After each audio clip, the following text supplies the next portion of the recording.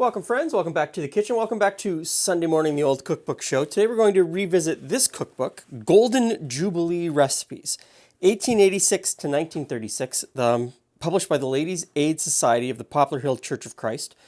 So it's a church cookbook, a community cookbook, published here in Ontario, actually published in 1937. And so it's an interesting time, 1936, 1937. By 1937, the worst of the Great Depression was behind us here in Canada. And I would say in this community, being in Southern Ontario, pretty much completely behind them by the time this is published in 1937. So there's some hope. You can see it reflected in the recipes. People are starting to open up again. They're starting to consume a little bit more. They're not being as cautious with some of their ingredients. There's still caution, though, in what a lot of these recipes are. Because they'd been so battered by the Great Depression, they might be a little bit afraid to fully let loose. Also, when this is published in 1937, fascist dictators had already taken over a couple of countries in Europe. There's saber rattling. There's already armed conflict in parts of Europe. There's already armed conflict in Asia. World War II is on the horizon. And it came earlier for us in Canada than it did for my viewers in the United States by a couple of years. And so that's also here. So you've got this time where people want to, jump out and say, yeah, it's over. And then you've got this sort of at the same time, what's coming? What's coming? And it really is reflected in the food. And so today we're going to make raisin brown bread. It is in a class of breads known as quick breads. They are chemically leavened loaves, think banana bread and stuff like that. It's kind of halfway between a cake and a loaf of bread. More cake and dessert like, really. It starts out with brown sugar and an egg.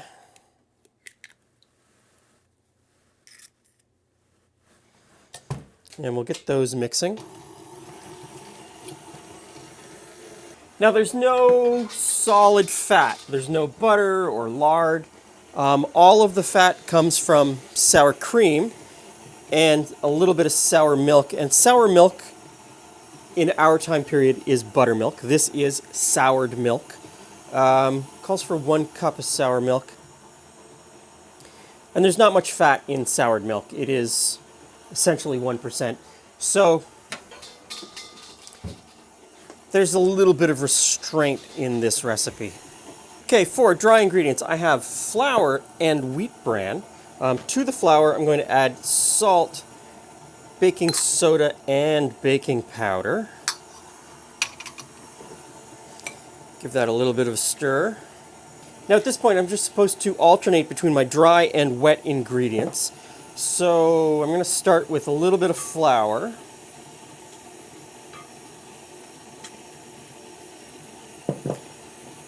A little bit of the bran.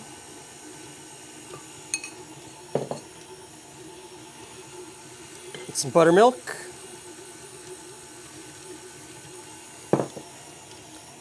And I think I'm just going to toss all of the sour cream in at once. Calls for a cup of sour cream.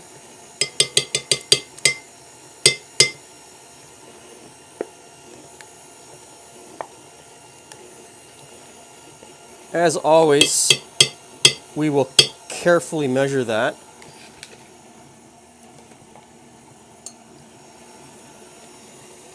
Back with some more flour. Just alternate until it's all gone.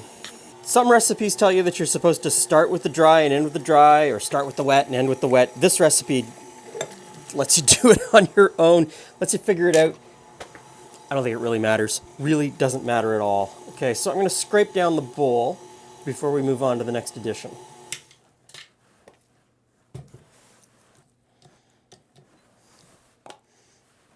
And that would be raisins and some nuts for good measure. So the recipe doesn't say how many raisins or how many nuts. It just says stir in raisins or nut meats, either or. Doesn't give you an amount, leaves that up to you. Whatever you could afford, I imagine, whatever you had on hand. I had some raisins and some nut meats that I wanted to put in, so I'm going to put in both. I really like recipe writers that don't try to be dictators and tell me what to do, because I never follow it anyway. I always find my own path.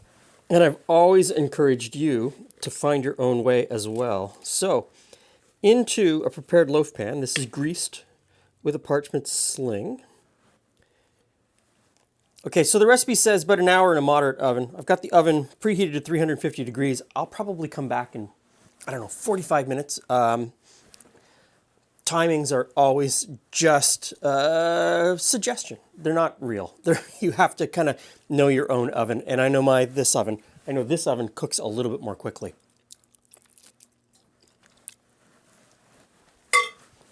That's gonna be good.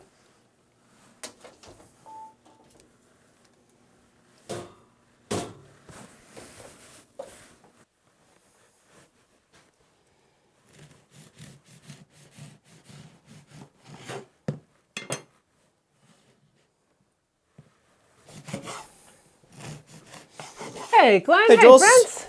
So, What kind of loaf do we have today? Some raisins? raisin brown bread. Raisin brown bread. Okay. It's a quick bread. It's not a yeasted bread. Molasses? No. Huh.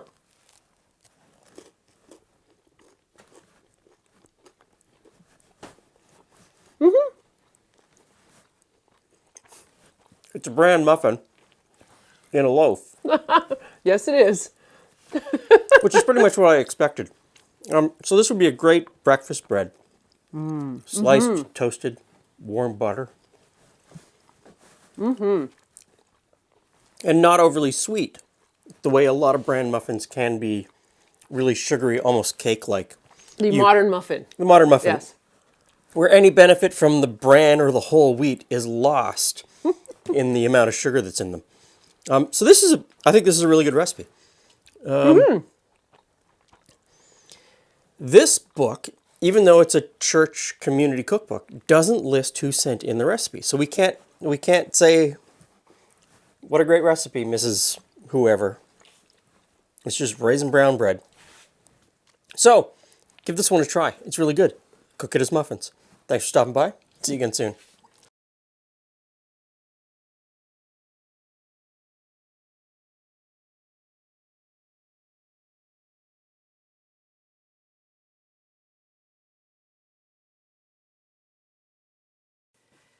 Hey everyone, thanks for sticking around to the end. Thanks for watching to the very end of the video, and thanks for watching this next little bit.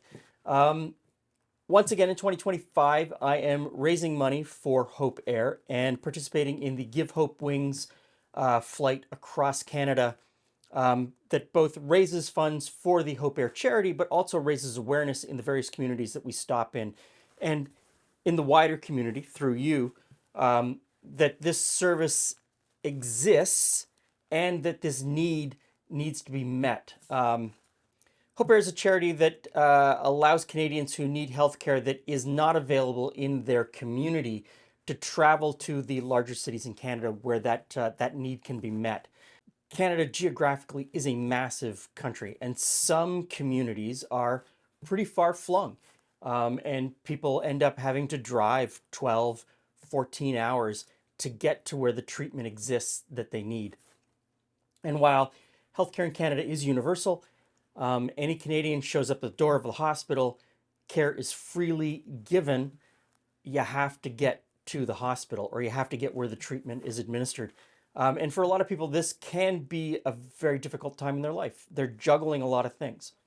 They may not have the financial resources to fly to Toronto and put themselves up in a hotel room for a couple of nights and meals and so on and so forth. And Hope Air is a charity that takes care of that, takes that burden away, takes that weight off of people's shoulders, and allows them to just get well. So my part in this is to raise awareness and to raise money. I work with other pilots who fly some of these people who are seeking treatment from smaller flying communities to larger centers like Thunder Bay, where they can get a commercial airliner that will take them to Toronto or Winnipeg, so on and so forth. And over the last couple of years, we've raised a lot of money for Hope Air. Last year alone, you donated around $40,000 to help out with this cause. I'm very grateful for that. I feel very blessed that we have created a community here on YouTube, amongst everything else that's going on in the world, where we can help people. So once again, I'm doing this. Once again, we're flying. I will be putting the itinerary down in the description box of the places we're going to be in early June, where you can stop in and we can meet. Also links to Hope Air Charity so that you can check them out, see what they do. And if you're moved to help, there will be a link to the fundraising page. For everyone who has given in the past, I thank you enormously. And everyone who is about to give, thank you.